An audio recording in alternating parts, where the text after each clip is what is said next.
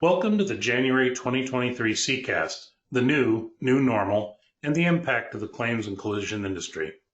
I'm Paul Berry, Executive Director of CIECA. The Collision Industry Electronic Commerce Association, or CIECA, develops and promotes electronic communication standards that allow the collision industry to be more efficient. We also provide webinars like this one to help educate both members and non-members on trends that impact systems, processes, and the exchange of data across the industry. Today's presenter is Carey. Sean is the president of SCG Management Consultants. He has more than 30 years experience in the automotive industry. A mechanical engineer by trade, he worked at one of the largest parts distributors in the United Kingdom. He then joined Nissan at its our London headquarters, where he created and managed its certified collision repair program. After moving to the United States in 1995, Sean established Carter & Carter International. In 2009, he established SCG Management Consultants, LLC. Since then, he's consulted with all sectors of the automotive claims industry. Before I turn it over to Sean, I want to point out that there is no verbal communication between the participants and the presenters. If you have questions during the webinar, please type them in the question panel on the webinar screen. We will answer as many questions as possible at the end of the presentation. And now, I'll turn the program over to Sean. Terrific. Thank you, Paul, and thank you very much for inviting me along to present. Thank you to Stacey for all of the arrangements and making it nice and easy to get on here, and hopefully you're looking at a beautiful screen with the title of the presentation on. Welcome to everybody who's joined this afternoon, whether it be afternoon or morning for you, depending on where you are in the country. I'm going to share 30-40 minutes, I don't know, of information about the industry, where we are as we enter into 2023, and what this new normal is. I think we've been evolving since the onset of COVID, through the COVID and the COVID tail. We're now into that tail. We're starting to see some of the issues that are cropping up as a result of the wave of COVID. And I'll cover hopefully most and all of those with my perspective on what that means for an industry going forward as we get into 23. And then right at the very end, I'll take a look a bit further out than that. For those of you I haven't had the opportunity to meet, again, my name is Carey. As Paul said, I'm president of SCG. It's just me. So it's no grandeur here. I am a one-man band consulting business. I've been doing this particular consulting gig for around 15 years now, and I'm very fortunate I get to spend a great deal of time traversing our industry, meeting with large organizations, be it OEMs, insurers, MSOs, shops, those in the supply chain, those in the IT world. And as a result, I get to see the industry from a number of different perspectives. And that allows me to sort of collate all of that general consent of what's going on, and sort of gives me an insight that is perhaps broader than most in our industry get to see. So I really do appreciate that opportunity. I also work with the IBIS board, so I get an international flavor and see what's going on in different markets as well. In the past 5 or 10 years, I guess, I got very deep into telematics and the connected vehicle, and predicted back in 2016, those of you who have seen these presentations somewhere or other, that the connected car would change our life forever. Well, that's on us now as we get into 2023, and we're starting to see the results of that. So that's who I am. And I look forward to any and all questions that you might have when we get to the end of this. But the structure is I'm going to rattle through my presentation deck here, and then we've got some time at the end to answer any of the questions that you may have. I want to start really by looking at the sort of macro claims and collision market forces. Now, this isn't the social and economic and demographic things. These are the macro forces as they influence the claims and collision repair market as I see it as we go into 2023. It's just one man's opinion. Although I do business and work on behalf of some of the larger organizations in our industry, this really is my perspective of it and not necessarily theirs. The first thing I see is this OEM DRP program thing. I don't think it's a battle. I don't think it's either or. I think it's both will have their place in an industry. But we are entering into the stage of where the OEM programs are becoming equally as important to repair shops as the DRP programs of the past. OEMs have put significantly more effort and influence into their programs, their certified networks in the last couple of years. And the DRP programs that had their place in the market, fulfilled a need, did what was happening, what needed to be done at the time, no longer really stack up. The metrics don't fit, the KPIs don't stack up. I'll show you some data on cycle time and the average repair cost and all of those things.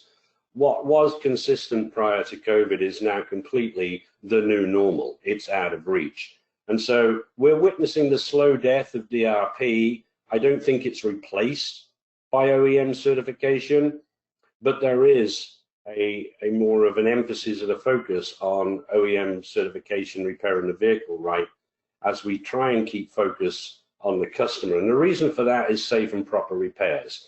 It will, if it hasn't already, I think we're nearly there, become the true North Star for our industry, the repairers that want to do the right thing.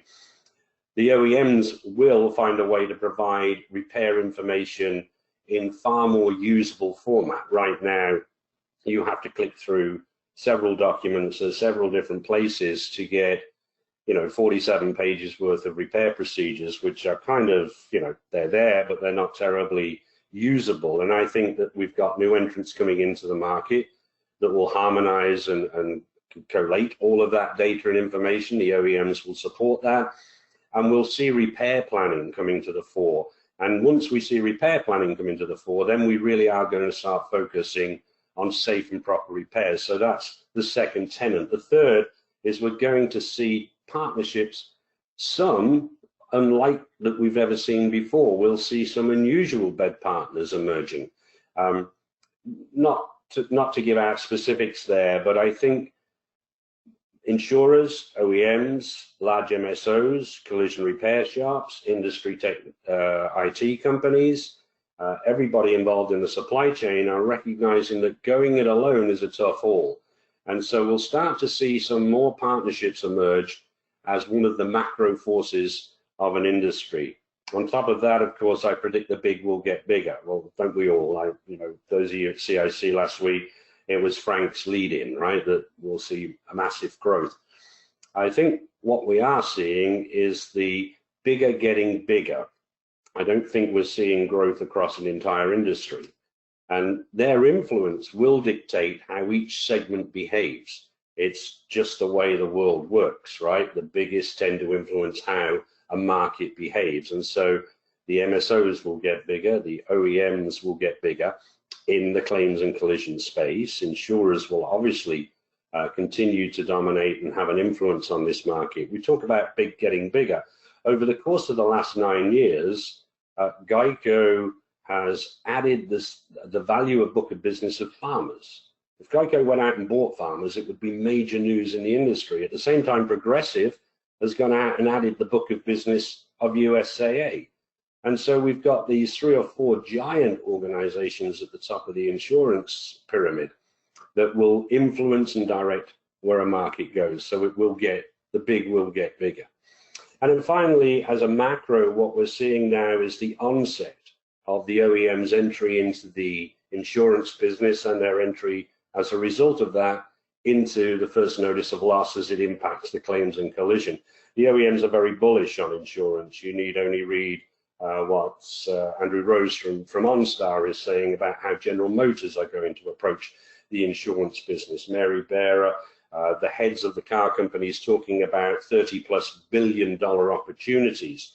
It's all about keeping people in the brand and keeping people more aligned to that brand at a moment of need. And so from a very macro position, not with the economics and the demographics of an industry, of a marketplace or a country, these are the things that I see that will drive the competitive forces and the landscape of an industry over the coming 12 to 24 months. We have, of course, come out of COVID to the extent that depends where you are on your spectrum as to where we are out of it. But there have been some significant consequences of COVID. Just some interesting facts here as we run through. It's had a significant impact on the marketplace.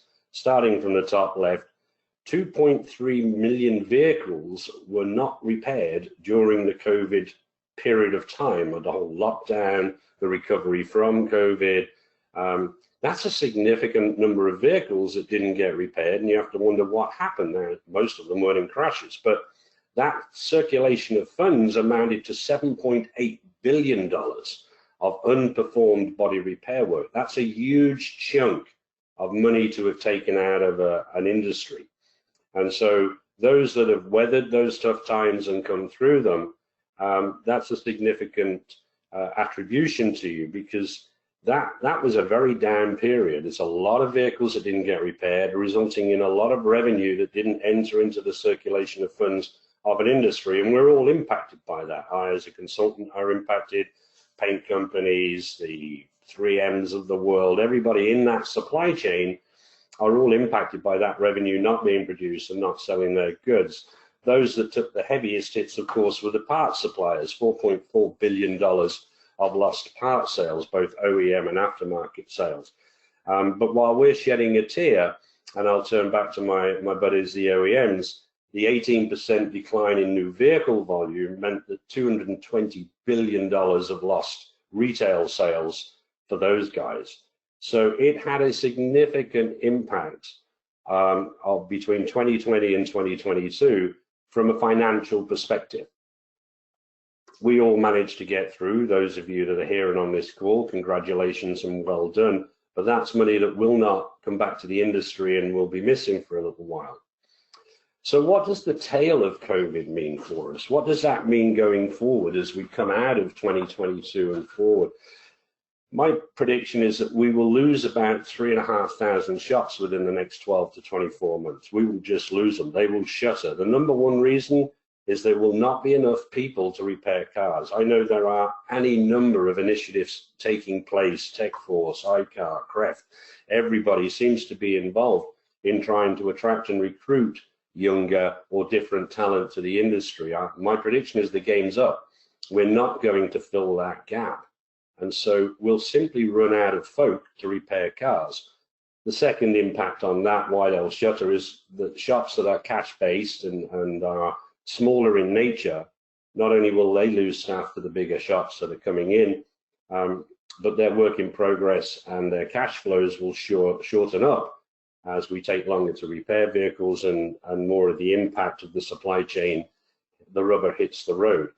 Within 3 years, I would say that the average repair cost will be around $6,500. It's almost an inevitability. We've lived in this suppressed market for a long time, and the dam is beginning to burst a little bit, and it's not controllable. We've seen insurers trying to react to that in the marketplace. They've got some way to go to react to that. Another part of the tale is we'll see over 50% of the RO being parts in the next 2 to 3 years. And this is a continuum as I speak, because we'll just fit more parts and the cost of those parts will be more expensive. And so for the first time ever, parts will become more of a percentage of the overall invoice, the repair bill, the severity, than labor was, which is an interesting concept for those that are in the parts business. And finally, we're going to add 60 million days of cycle time to an industry. We've measured this industry on cycle time or length of rental for a very, very long time. And while it's always been a bit nebulous to me, what are we actually measuring here? It's been consistent, and directionally, it's given an industry something to aim for. But as we go from, the heady days of 10, 11 days of cycle time, look how good I am, to the guy down the road that's taking 13 or 14, we're starting to look at 19 and 20 and 22 days of cycle time. That's going to add 60 million additional vehicle repair days. Just think about that in terms of capacity of an industry. And so as we exit 22 and enter 2023, let's get into the micro and what are the near-term challenges that we're facing right now. So people, right? We've reached the point of no return with people. There is an aging technician base that's far outstripping the youthful intake. My advice is we're not going to attract all these young people. We need tens of thousands of them. They're not coming into our industry, folks. We're going to have to find different ways. There will be a lot of staff that are currently in a shop that will move to a different shop, and potentially for a lot higher salary, for a lot higher, better conditions, and for much better working conditions. So we're going to run out of people. It is an inevitability. So my advice there is focus on the people you have, nurture them, retain them, keep them, find ways to have them stay with you, because replacing them will become more and more difficult. The parts and supply chain game is still on, right? We are close, we're getting better. The OEMs has been a wake-up call for them, but I've said for years that new vehicle sales drives this market, and until such time as that production ramps right up, the parts supply challenges will remain. The OEMs are getting far better. I think the aftermarket are pretty confident that their bottlenecks are starting to ease up as well. But there will still be, the new normal is, yeah, you're going to be waiting for parts longer than you were. What might have been a day and a half is 2.5 days. And when it's back ordered, it can be any length of time whatsoever because of the production cycles of the OEMs. And so shops will have to balance their vehicle intake with that. Otherwise, cycle time and work in progress costs will soar out of all recognition. And so that is a very real and near-term challenge of a market. Just to pile on top of that, we're seeing a sea change in vehicle repairability. Substrates, electric vehicles, ADAS, scanning, calibration, glass, OEM procedures. I'm reading, shall I go on? So access to that information on repair capability becomes critical.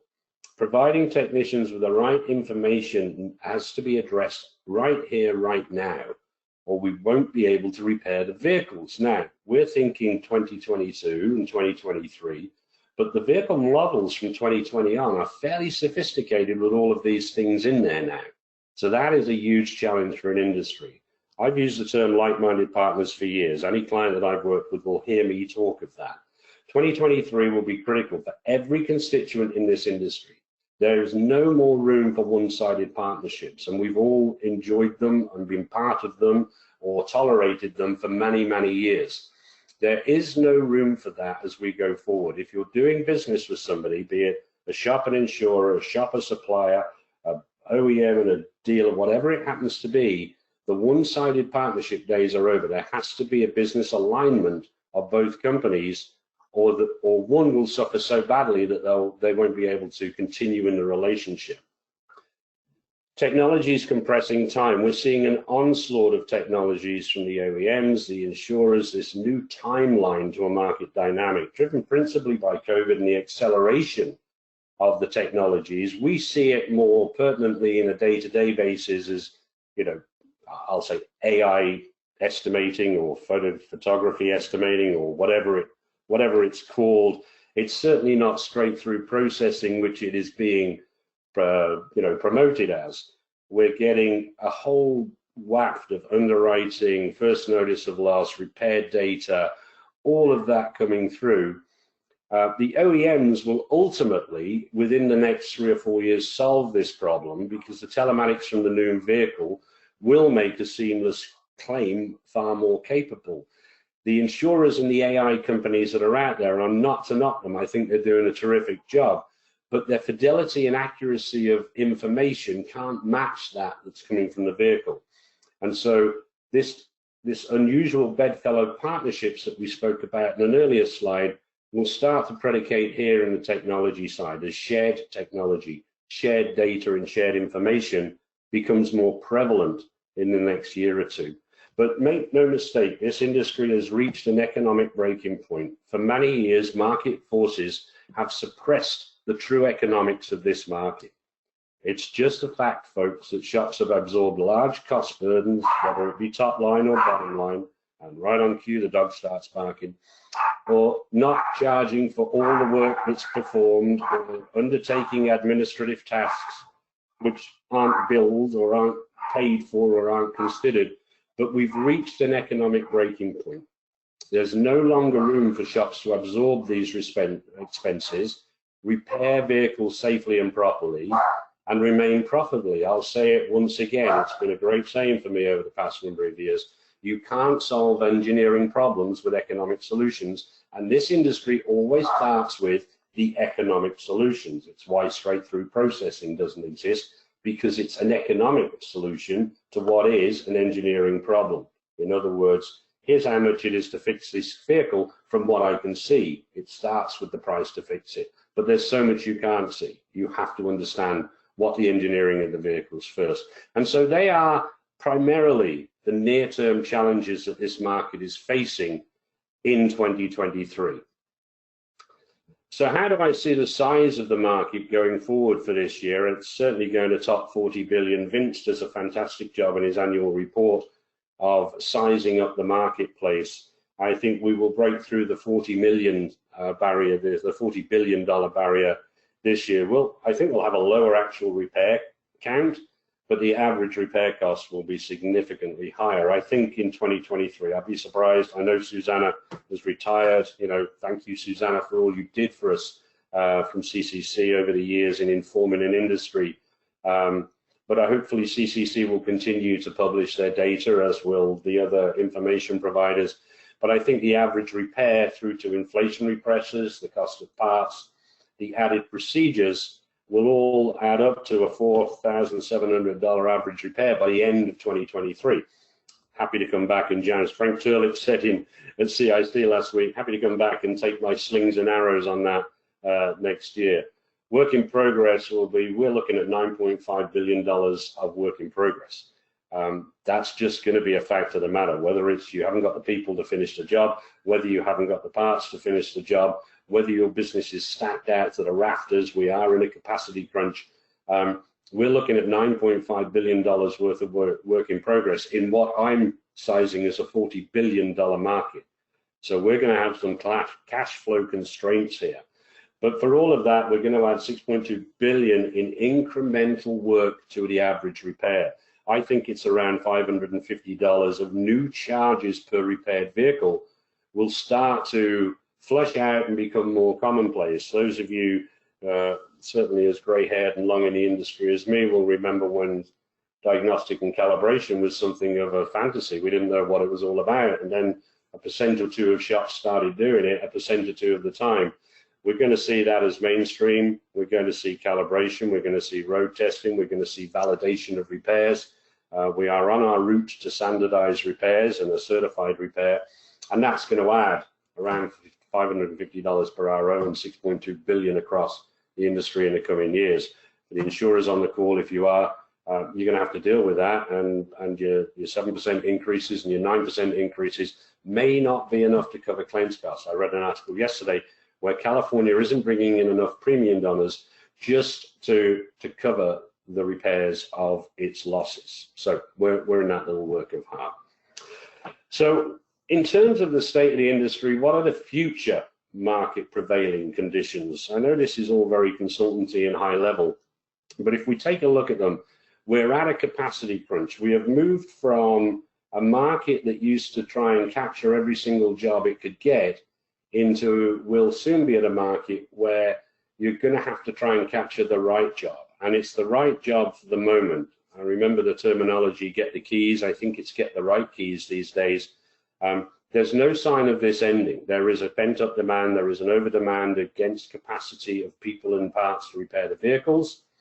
And so finding and intaking the right work is going to be critical, because workflow efficiency will become king. Your success, profitability as a shop, and all of the things that make your business run will depend on workshop efficiency and workflow efficiency.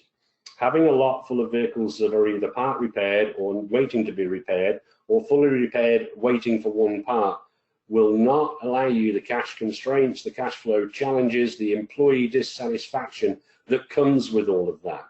And so we're going to have to get a lot cuter about not only how many vehicles we take in, but what type of vehicles we're taking in. Can we repair those vehicles quickly? Do these vehicles have a history of parts supply issues?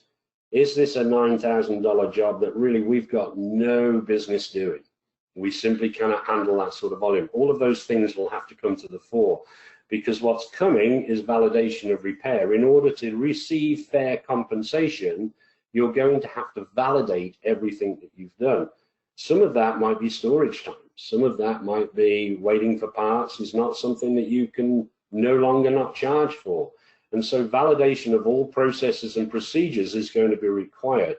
We are very much on the slow road to certified repairs. I predict we will be there by 2026. I think companies like CIECA are in a great position to understand what the standards of that means. I'm not pretending to know, but it's going to be down to the likes of the CIECAs and the CIECAST and the industry bodies that have got strong representation to first standardize what's going on and then certify what's going on. But make no mistake, if you want fair compensation, you're going to have to validate that what you've done has been done.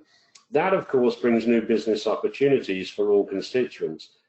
A little less so for shops here, because you're going to be more focused on the efficiency and the intake of work. But from estimating to everything else that takes place, we're going to see new opportunities in our industry and the automation of consuming tasks. Now, to the end user, to the shop, that will mean that your supply chain will come at you with new efficiencies and different ways of doing business. For the insurers, they've got to look at how they manage their work in progress and their intake of work and how they get that work to you, and all this virtual and remote estimating has to figure out a way to accurately identify the market challenges. But all of these present new opportunities for companies in the business, and we're seeing new companies coming into our business all the time. CIECA is a great example, as I get the emails whenever CIECA signs on a new member, and it's companies I just don't know, have never heard of, and weren't particularly in the claims or collision repair space up until this point in time. But above all of that, this is a window of opportunity for aligned strategic business objectives. Great consulting saying, I know. But you have a window here, I don't care what constituency you're in, to think about how you align your business strategy and objectives with those that you're trading with. So it's not about old days or the good old days, however you want to define them, of I've got the job, get it in, get it turned out as quickly as possible. This is about repair planning based on capacity, where insurers and shops are talking to each other, where vendors and shops are saying, you need to do this to be more efficiency, to create more efficiency, where IT companies aren't just developing for one solution.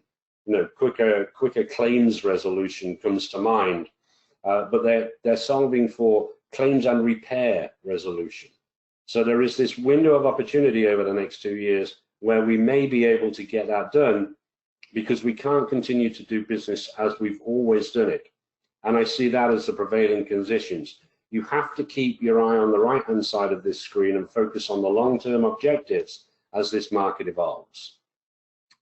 So what does that mean within reason for the far horizon? You know, where do I see this industry coming out of this, and what does the timeline look like? It's all very highfalutin for me to sit here and state what I think I know. And again, as I've said, it's just one man's opinions, but what does that look like across a continuum of time? Well, 2022 was a very different year for most of us. The new normal is becoming normal. Let's not think for one moment that we're going back to 2019, folks, because that ship has sailed. We are not going back. So whatever your normal now is, it's new and it's normal. This is how it's going to be. As we saw 22 come out, repair capacity got worse. We were seeing stacked up shops. The cycle times were going from 12 to 14, from 14 to 17, from 17 to 19. We are at a capacity crunch in our industry. If you're a vendor in the industry, or a shop in the industry, or for that matter, an insurer in the industry, you are able to sell everything you've got to sell. I often say to large groups or shops when they ask me the question about Why can't the OEMs get us the parts? Trust us, if they could sell you a part tomorrow, they would sell it to you. They are selling everything they have to sell.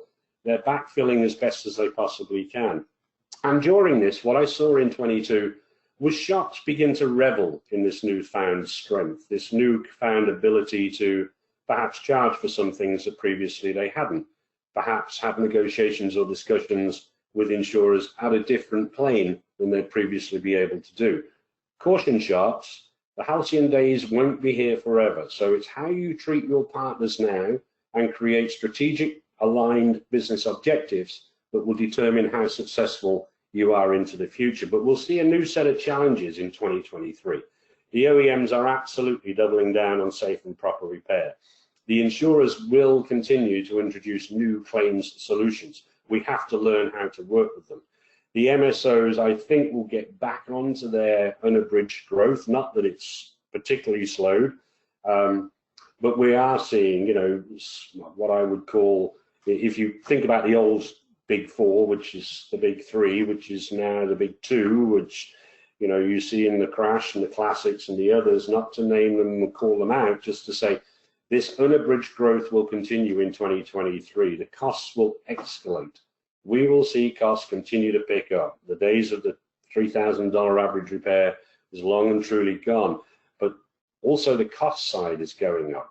So the shops will need to pick their partners carefully and partner with those suppliers and vendors that will absolutely help them to create these shop efficiencies, because we are, without a shadow of a doubt, running out of people. And that will start to have a critical level that will impact production sometime in 2024. I believe at the start of 24, but it will definitely have an impact. We will see staffing at critical levels by 2024, and that's where we'll see the shop closures begin to take real effect. Hang on a minute, I hear you say if 3,500 shops are closing and they've all got 4 or 5 technicians, doesn't that create an ease? It does, but you'll get a lot of technicians leave the business. You won't get them all transfer over. All of the shops and the skill sets and the knowledge and the capabilities and the training will not transfer over to the new type of collision repair shop of the future. So we'll see new technology will definitely speed up first notice of loss. I'm going to call it intake. For our purpose, what you intake into your shop, how this industry copes with, with demand capacity will be critical by the time we get to 2024, because everybody's costs, everybody's cycle time, everybody's severity will be up at least 10% plus. You now add to that with the onset of the 2020, 2021, 22, 23, EVs, ADAS, interrelated component parts, substrates, technologies, etc., there will be a reinvestment required both in capital and training come 2024. And so the shops will need to generate the sufficient profits to be able to cover and pay for that. By the time we get to 2025, we'll start to see new markets emerging. There'll be a wave of new vehicles with completely new technologies. But telematics by 2025 will begin the bridge of OEM to repairers. We will start to see vehicle data packs follow the claim and the repair. And every aspect of that repair will have to be documented and validated, certified repairs by the time we get to 2026, because the vehicle tech will dictate how that vehicle gets repaired by that point in time. It will know whether this vehicle has been repaired properly or not. By 2026, we'll see a proliferation of OEM insurers. That might be in partnerships with existing insurers. They might decide to go it alone. It could be a hybrid of both. But we will see a change of who is paying the bill, and as a result, what's important to them. I believe Mega IT enters our market by the time we get to 26. By Mega IT, I don't mean to disparage those IT companies that are currently in our industry, but I'm talking about the giants of IT, the Intels, the Microsofts, the Apples, the Googles, the Amazons of this world. The data that this industry consumes and the data that will come from the vehicles on into the repair side now will be compelling for them. And so big IT will almost inevitably enter into our industry. And at the same time, I think if we haven't got repair standards, CIECA come on and stand up and get a committee standing up to think about this. It's a great opportunity for you to help the industry as you have for many, many years. We'll have to convey what a repair standard is. Don't know where to start, don't know where it finishes, but we're going to have to do it because we are going to end up with certified repairs one way or another. That's the outlier for my 2026. I'm not sure that we'll be quite at certified repairs by 2026, but we will be on the path to them. The documentation, the validation, the evidence that this vehicle had everything done to it that was required to be done to put it back on the road safely will manifest itself as a certified repair some point in the future. Right now, I'm predicting 2026 for that. Listen, as always, it's been a great pleasure. A ton of information, a ton of high level, all ran through very quickly. My email address is on the bottom of this slide. I promise anybody who's on this call, if you have a question, have a concern, have anything, feel free to email me. I will get back to you. It might not be 24 or 48 hours, but it won't be 72 hours either. And I'm happy to expand on it. For now, though, Paul and Stacey, I'll turn it back to you and thank the audience very much. I'm happy to take any questions that may have come in. Great, thanks, John. Stacey Phillips, CIECAST Marketing Director, has been monitoring the webinar for questions. Stacey, do we have anything for Sean?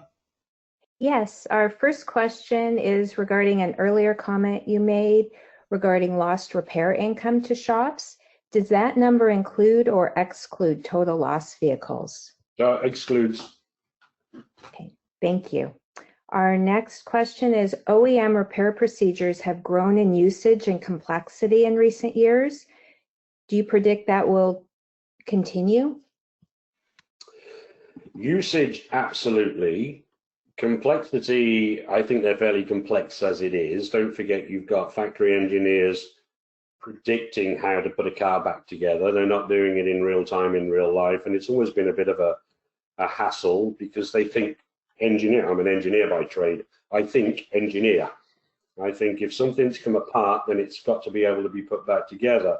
The real life and the real procedures for that is why we need to convert all of that into a repair plan. And I think there are companies out there that are headlong into converting user-friendly, user interface, 1-click, 2-click, 3-click, that's super intelligent, that says, hey, if you've clicked on repair the fender, and I'm out of my swim lane now, here's all the other things that you need to take into account. And here are the one-time use parts, and here are the things that must be thrown away, and these are the things that you must and mustn't do. So what we'll get is, instead of technicians or estimators having to go and trawl through all of that complexity, the IT that will come to market in the next, I think it's with us, you know, I don't want to name names here, but I think it's with us, we'll start to solve some of that for us.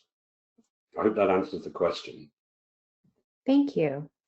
Do you foresee technology and vehicle design in the future will increase or decrease the amount of labor required to fix a vehicle? Again, probably out of my swim lane here. I mean, I know it's like, you know, I look at an industry from a fairly sort of helicopter perspective. I know there's sort of 26 hours of labor typically across a repair order. I'm not close enough to the repair of the vehicle to be able to predict whether it will be more or less labor. What I do know is that the parts content and the parts pricing will increase significantly going forward. You know, if you look at an EV, I'm told they're not that challenging to repair. It's how you handle them that's very different. And there's certainly a lot less component parts to them.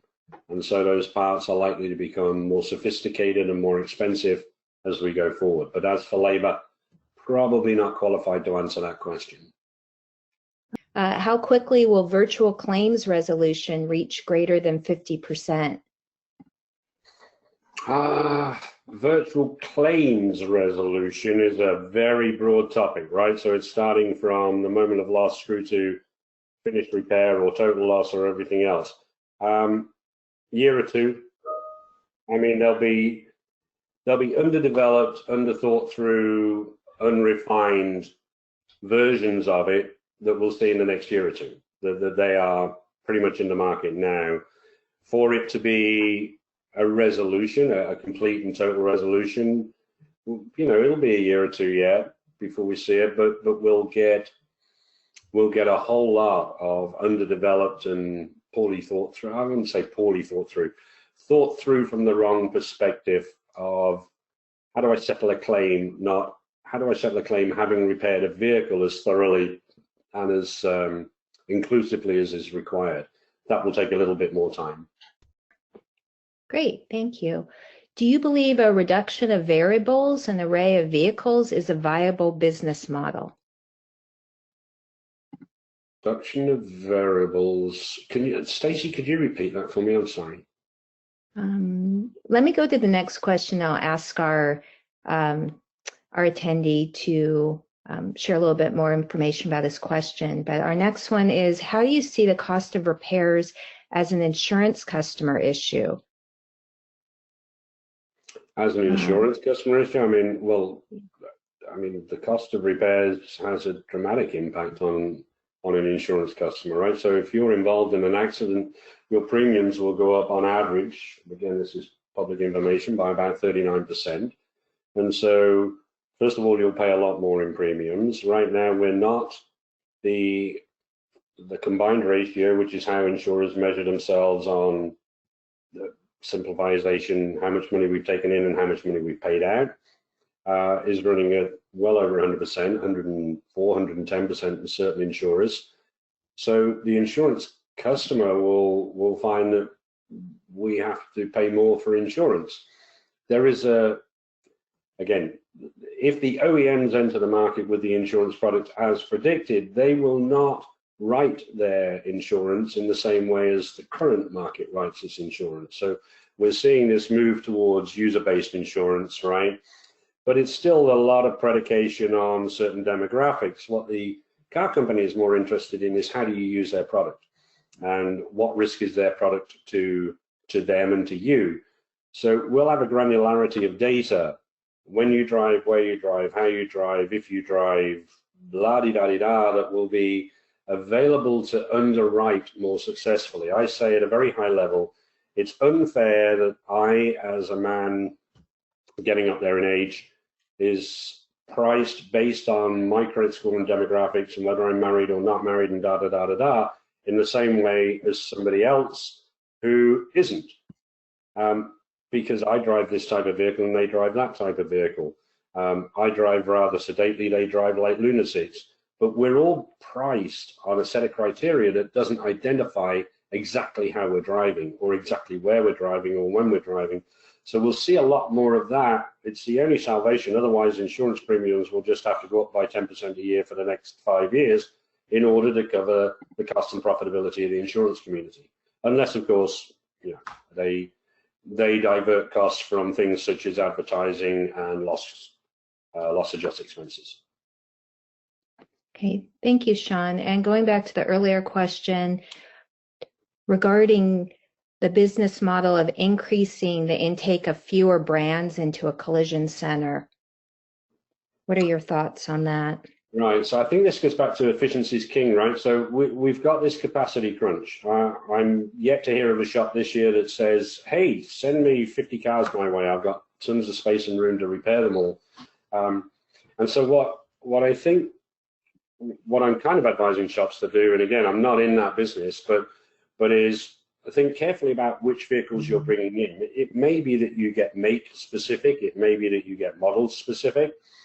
It may be that you just determine, listen, we're not good at heavy hits. We don't have the technology in-house. We don't have the diagnostics and the calibrations and all of those things in-house. We're just really good at these.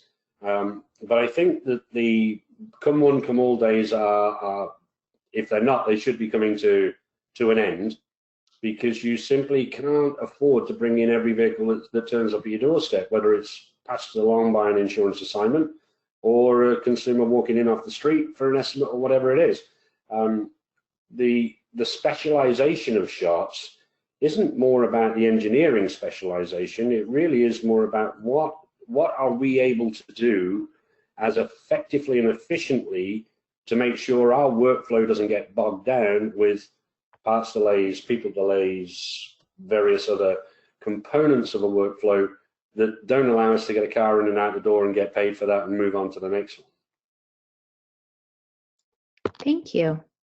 Our next question is, do you think we will see OEMs assuming responsibility for liability as more technology is developed to pilot vehicles or manage vehicle movements on the road? Yes. It's so Mercedes have committed to it, Ford have committed to it, others will commit to it. What hasn't quite been defined yet, or of course tested in the courts of law, is where does liability start and finish. But yeah, the OEMs will absolutely 100% step up and say, again, I'm paraphrasing, if this incident occurred while these components of the vehicle were engaged, then yeah, and the components of the vehicle failed, then that's down to us. So I think it's 3 or 4 years since Mercedes-Benz made that commitment to the marketplace. Ford have made that commitment to the marketplace. It hasn't been trialed or tested yet, but they will absolutely take the liability where they need to. Otherwise, all of the billions of dollars that they've invested in the technology probably doesn't get to market nearly as well as they'd hope. Thank you. Our last question is, an earlier slide noted the amount of collision repair losses due to COVID. However, this individual said he's heard some repair shops were fine with dropping their vehicles off for longer periods of time, and consumers dropping off their vehicles for longer periods of time and letting shops perform more in-depth repairs. Do you have any insight into the percentage of this happening, and could this help offset the amount that was lost? I don't know. It's a granularity that I probably don't get down to. Again, for the benefit of those listening, I stay at this sort of fairly high level. It's not unless someone specifically asks me to go in and do a piece of research. That's not my wheelhouse. So I look at the industry from a very, sort of overarching level. And again, most of the math you see there, and any and all are welcome to challenging it, because it's back of a napkin math. It's not scientific research. I should probably print that out, by the way. All of those numbers that you saw in there, none of that is scientific in-depth research where I and a group of analysts have spent 20 or 30 days mulling over it. It's simply, hey, we repair 12 million cars, we've added 5 days of cycle time, it's 60 million days of cycle time. Hey, we didn't repair 18% of the vehicles, and that over the course of 2 years represents 2.3 million vehicles. So I don't get into that level of granularity in that respect, Stacey. Okay. I do have one more question that's I think it's a good ending question. If you were a shop owner and had a magic wand, what would you do today to ensure that you would not only survive but thrive in the future? I'd go out and put some form of recruitment, some form of employment agreement in place with my current staff that I valued, that locked them into my business, that made it beneficial to stay and challenging to leave.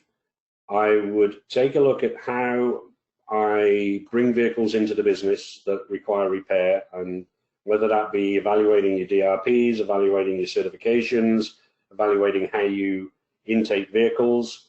I would identify the key triggers that say we should not be repairing this vehicle.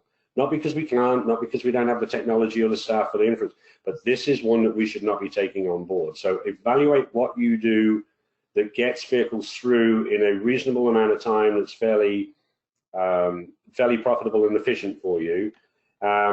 And number 3, I'd be watching like a hawk for opportunities to work closer with the insurers, the OEMs, your supply chain partners, those that supply the shop. There's innovation all over this industry at this moment in time.